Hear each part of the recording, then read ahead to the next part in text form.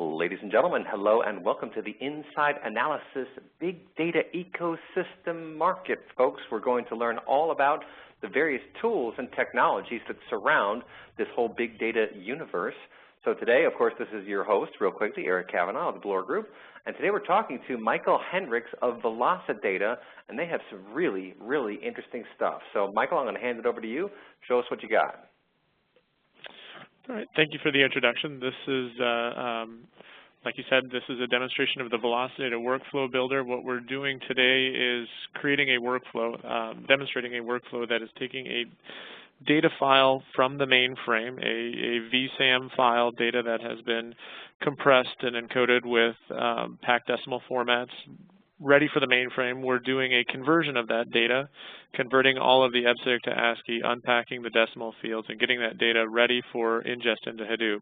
Along the way, since this is an ETL tool, a data acceleration tool, we are doing various conversions along the way. We're doing some reformatting, generating some keys, validating USPS mailing addresses, and performing some lookups. In this case, this is a medical data set. We have a bunch of medical drugs in the listing, prescriptions that the users have, and we're doing lookups to create the generics of those and populate that with the data set. What we're illustrating here is that this VelociData tool, it makes this very easy. It gives you access to the mainframe data in a way that was not previously possible without spending cycles writing COBOL programs or using hand-coded utilities to do that. So this VelociData tool, you can see we have a processing chain that we've created here that starts with the mainframe, runs through some formatting steps, data quality steps, and gets the data prepared for the mainframe. Just to walk you through some of the other things that we have, there's a quick view at some of the other tools that are available. We could validate fields based on regular expressions. We could validate queries to make sure the strings match certain types. We can run deduplication operations. We can sort the data, do pivots. Basically, the same kinds of operations you would expect in a general ETL tool. It's just that the ones that VelociData has created here are highly accelerated. They run on the VelociData appliance. So in this case, I'm demonstrating the mainframe offload here. What we have is a COBOL copybook that we pull in. You can see that the configuration behind this is simple XML. This COBOL copybook describes the data layout of the records coming in.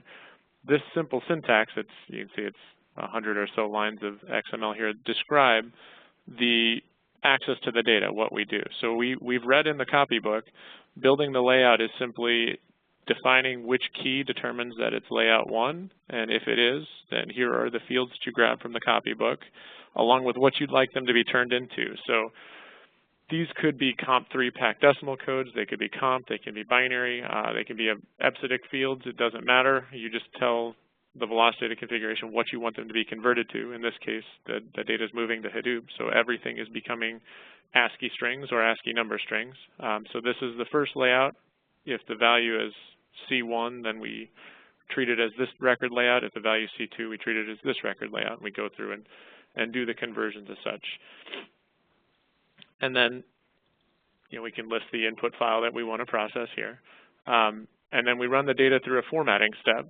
In this case, we're adding and rearranging fields. We can see what that looks like here. We're doing a mapping of adding some extra fields and rearranging the layout of the data.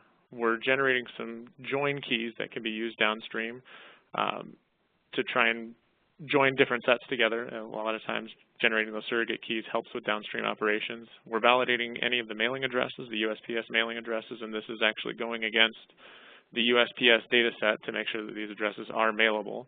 And then we're doing a set of lookups here to, like I said, we're looking up the generic for brand name drugs, and we're doing that on a variety of fields on that data.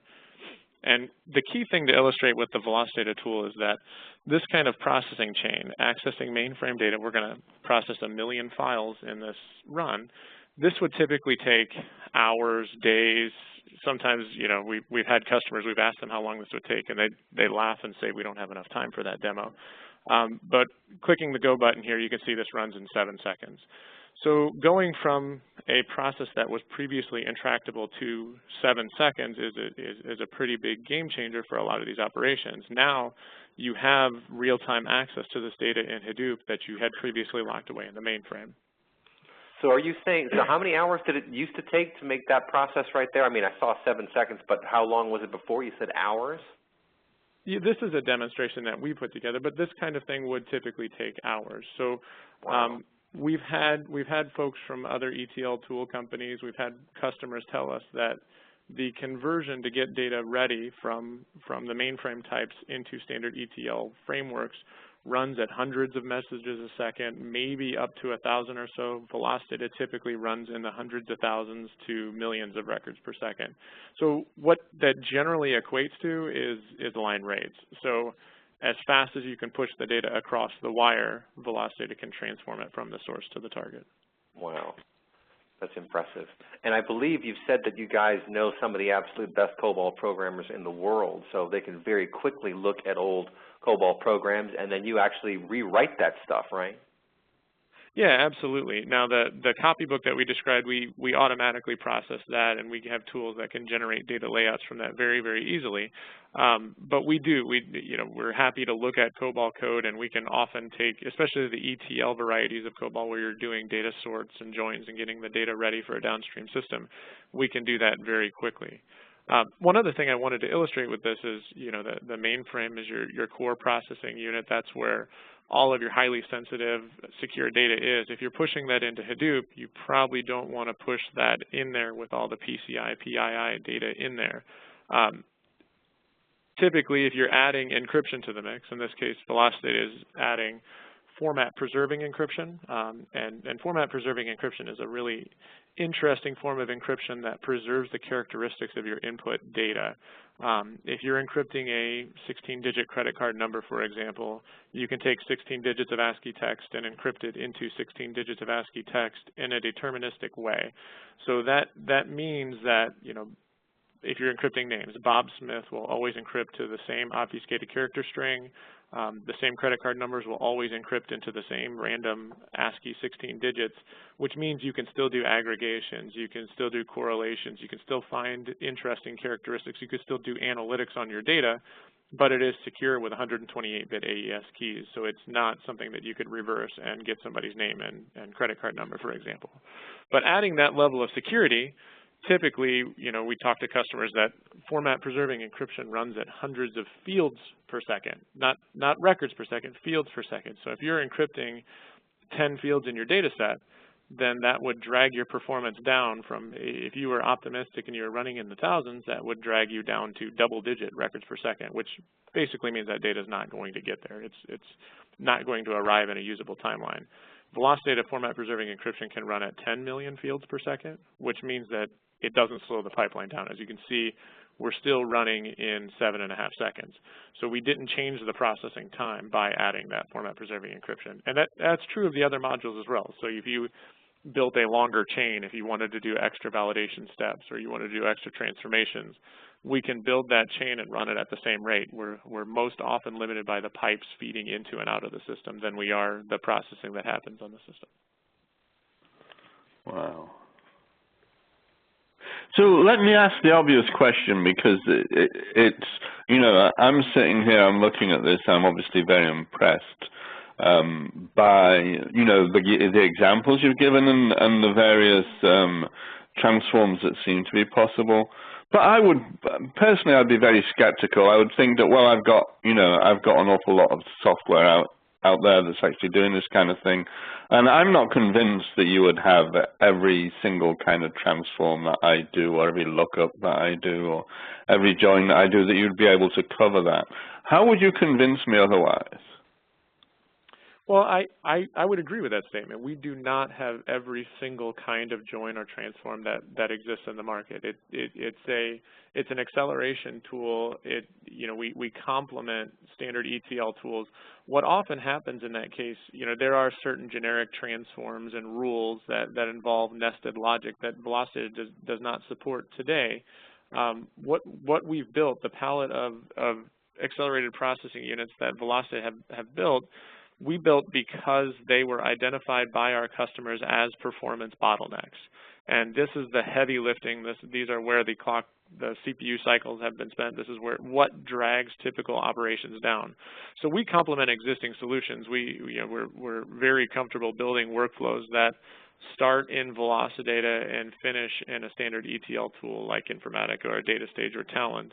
And we put those together where VelociData does all the heavy lifting, and the ETL tool downstream does that business logic that may not fit in the VelociData palette. But what's interesting is these elements that we've chosen here, the lookups and the transforms, those are the performance bottlenecks most often. So we can take, even though it may be 9 stages out of your 10, it's sometimes more than 90% of your processing time. So we can give you 20 times the speed of an existing solution. And when you're talking extracting the data from the mainframe, it's 100 or 1,000 times the existing solution. So we take those bottlenecks away, and then you can do the rest of the processing in a different tool.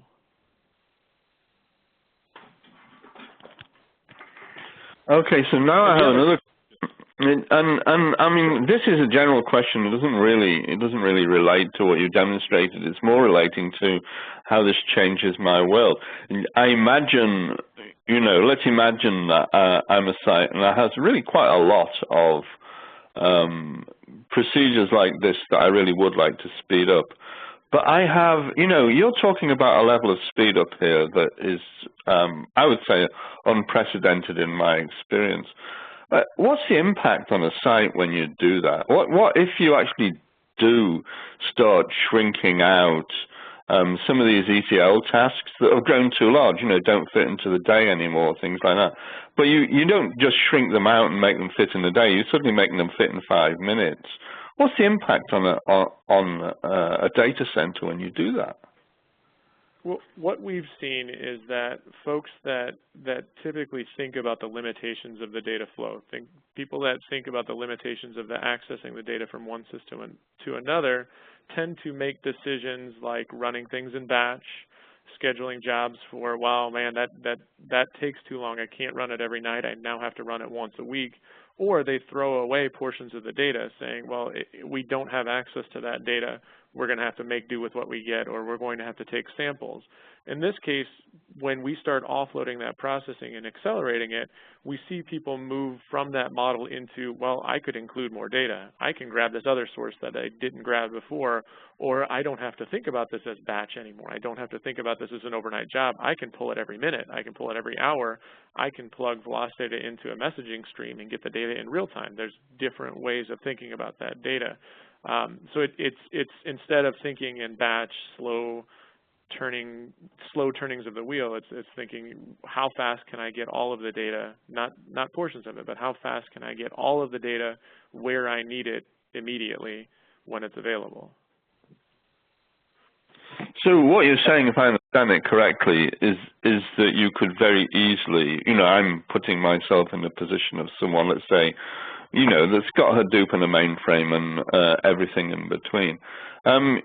You could cause me to actually do my systems in a different way. You could change the fundamental data flow architecture. Yeah, absolutely. Now we don't, we do a lot of POCs, and we're happy to demonstrate any kind of connectivity, any kind of workflow that you want to run. Most of the time when we start with a POC and we start with an engagement where we don't dramatically change the workflow. We just sit in the middle of existing systems and connect A to B as quickly as possible and as low impact as possible. Keep most of the existing processes there. Keep, just do the data integration, the data transformation for specific instances. Now, that being said, as we grow with organizations, they start using us in more and different ways, and a lot of the new things that they build have VelociData as a key component for doing that transform, because when a tool is there while you're designing the architecture, you design a little bit differently. Yeah, that's really impressive. So you're going in and you're solving serious challenges in organizations where they were not able to get the data that they wanted, and you're coming in and solving those problems by basically addressing the bottlenecks, right? Yeah, absolutely. That's one of our key skill sets, is finding and solving the bottlenecks. Well, that is fantastic stuff. Well, folks, we've been talking to Michael Hendricks of VelociData, a great demo here for the big data ecosystem at InsideAnalysis.com. Wonderful stuff, folks. Thanks for your time, guys, and good luck. That's a wrap. Bye-bye. Thank you.